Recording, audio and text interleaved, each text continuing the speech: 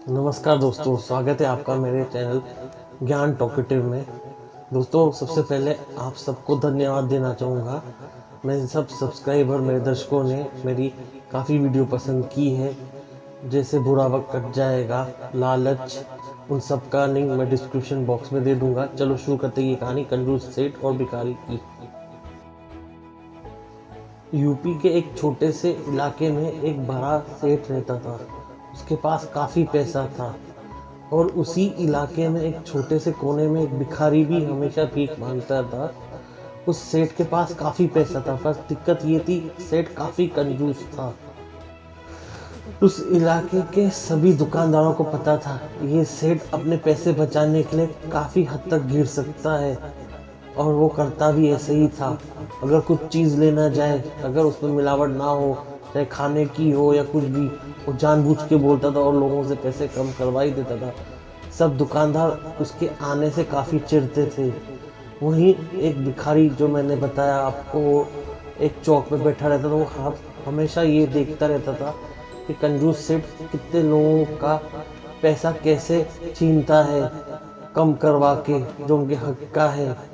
और सेठ इतना कंजूस था, कभी कुछ त्यौहार होता था या कई मेहमान आते थे तो उनकी खातिरदारी भी बरोबर नहीं करता था। त्यौहार पे भी एक ही कपड़ा पहना रहता था, बस उसे पैसे ही बचाने थे। एक दिन उस चौक पे बैठे भिखारी ने उस सेठ से भीख मांगी ली। उसने सेठ को कहा, भगवान के नाम पे दे दे मुझे कुछ। तो सेठ ने कहा, तुम हट्टे कट्टे, तुम काम क्यों नहीं करते? भीख मांगने में तुम्हें शर्म नहीं आती है? तो भिखारी ने कहा, मैं हट्टा कट्टा था पर अब मेरी उम्र हो चुकी है, मैं अब क्या करूं? और उस भिखारी ने कहा, अब मैं 60 साल के ऊपर की उम्र का हूँ, अब मुझे कोई काम भी नहीं देगा। तो इस बात पे सेठ ने कहा, तुम्हारे हाथ पैर तो ठीक है? तो भिखारी ने उस पर जवाब दिया, हाथ पैर सब सलामत है, लेकिन पर ये उम्र में मुझे काम कौन देगा, आप बताओ। भिखारी की ये बात सुन के सेठ वहाँ से चला गया और भिखारी ने पीछे से आवाज़ दिया, सेठ जी आप दोगे मुझे काम? आप काम नहीं दे सकते तो आप इतना मुझे भाषण क्यों दे रहे हो? नहीं आप काम दे सकते ना। भिखारी ने कहा, ना आप मुझे भीख दे सकते हो, तो आपको भाषण देने का भी कोई हक नहीं है। भिखारी की ये बात सुन के सेठ जी को काफ़ी बुरा लगा, पर वो मुंह चिढ़ा के वहाँ से चला गया। दिन बीतते गए। कुछ ही महीनों में दिवाली आनी थी।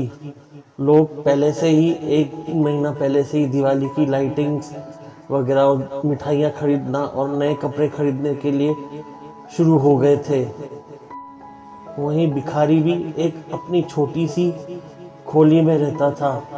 वो काफ़ी छोटी थी, सिर्फ वो ही रहता था उस खोली में। भिखारी ने भी अपने घर पे काफ़ी उजाला करके रखा था, और जिस दिन दिवाली का दिन था, भिखारी भी उस दिन नए कपड़े पहन के आया था। अचानक भिखारी की भेंट उसी सेठ जी से हो गई जिसने उसे पैसे देने से नकार दिया था, भीख देने से नकार दिया था। भिखारी को याद आया। उसने सेठ जी से कहा, सेठ जी याद आया, एक दिन मैंने आपसे भीख मांगी थी, आप मुझे भाषण दे के चले गए। सेठ जी ने कहा, हाँ मैं ये चीज़ कैसे भूल सकता हूँ। तो भिखारी ने कहा, चलो भूल जाइए, आज त्यौहार का दिन है, सारे गिले शिकवे दूर करके हम गले मिलते हैं। और भिखारी ने सेठ जी को कहा, दिवाली की हार्दिक शुभकामनाएं। वहीं सेठ जी ने भी उस भिखारी को दिवाली की शुभकामनाएं दी। और फिर मनी मन सेठ सोचने लगा, कहीं ये भिखारी आज त्यौहार के दिन पैसे ना मांग ले, चलो जल्द से जल्द उससे बात करके निकलते हैं। जैसे ही वो निकलने लगे अपने राह, तो भिखारी ने कहा उससे, सेठ जी डरिए मत, मैं आज से आपसे कुछ पैसे नहीं मांगूंगा, आज दिवाली का दिन था इसलिए सबसे हंस मिल लेना बहुत ही अच्छी बात है। और भिखारी ने उससे एक सवाल पूछा, सेठ जी आप इतने पैसे वाले हो, ये त्यौहार का दिन है, लेकिन मैं जब भी देखता हूँ हर दिन आप या 2 या 3 जोड़े कपड़े में ही मिलते हो, इन 2 या 3 जोड़ों कपड़े के अलावा आप दूसरे कपड़े नहीं पहनते। भिखारी ने सेठ जी से कहा, कम से कम आज दिवाली का दिन है, तब तो आप नए कपड़े खरीद सकते थे, आपके पास कितना पैसा है। तो उसी बात पे सेठ ने कहा, तुम तो भिखारी हो, तुम्हें इतने बढ़िया कपड़े कहाँ से मिले। भिखारी ने कहा, जो भी मुझे भीख मिल जाती थी उसमें थोड़े थोड़े पैसे जमा करके मैंने ये शर्ट और पैंट ली, नए कपड़े लिए दिवाली के लिए। भिखारी ने सेठ जी से कहा, हो सकता है मेरे पास इतना पैसा ना हो, लेकिन सेठ जी हमेशा दिल भरा रखिए।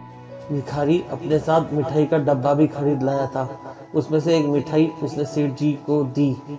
सेठ जी अपने घर गए और अपनी बीवी से ये सब बात की, तो उसकी बीवी भी उसे कहने लगी कि सही बात है, कम से कम दिवाली या त्योहार के दिन तो आपको एक जोड़ी कपड़ा खरीद लेना चाहिए नया वाला अपने लिए।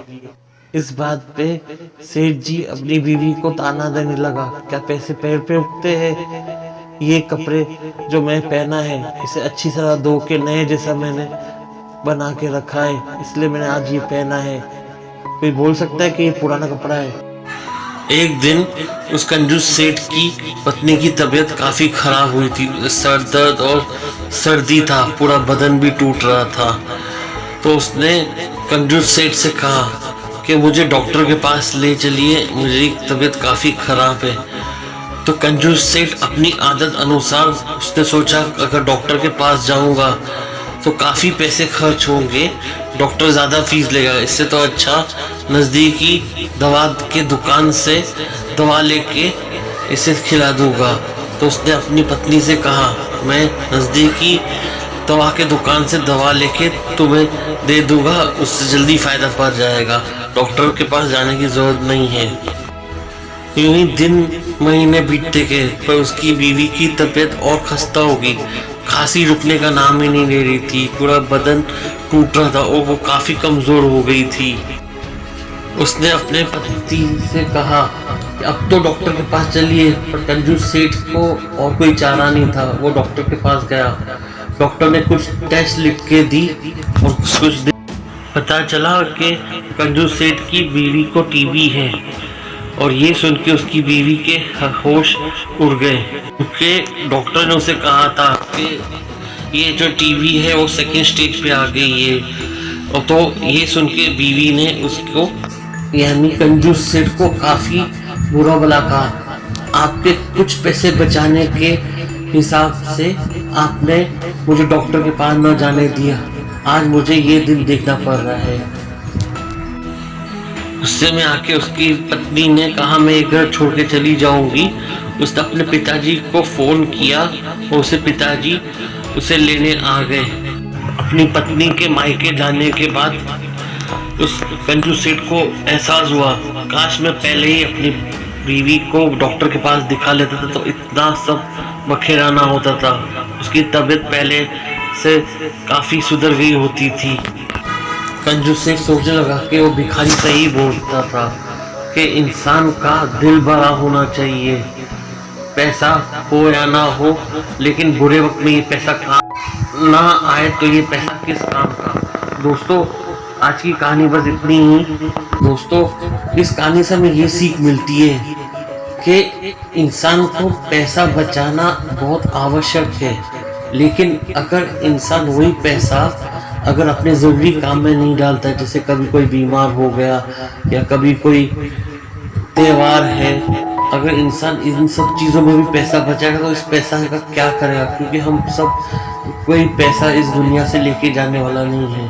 दोस्तों, अगर आपको मेरी वीडियो पसंद आई हो तो इसे सब्सक्राइब ज़रूर कर देना, और हाँ, दोस्तों के साथ लाइक और शेयर ज़रूर करना। और दोस्तों, जैसे मैंने आपको वीडियो के स्टार्टिंग में बताया था, मेरी कई सारी ऐसी वीडियोस हैं जिन्हें काफ़ी अच्छा व्यू मिला है, काफ़ी दर्शकों ने पसंद की है। मैं उसका वीडियो का लिंक नीचे डाल दूंगा डिस्क्रिप्शन बॉक्स में। Thank you.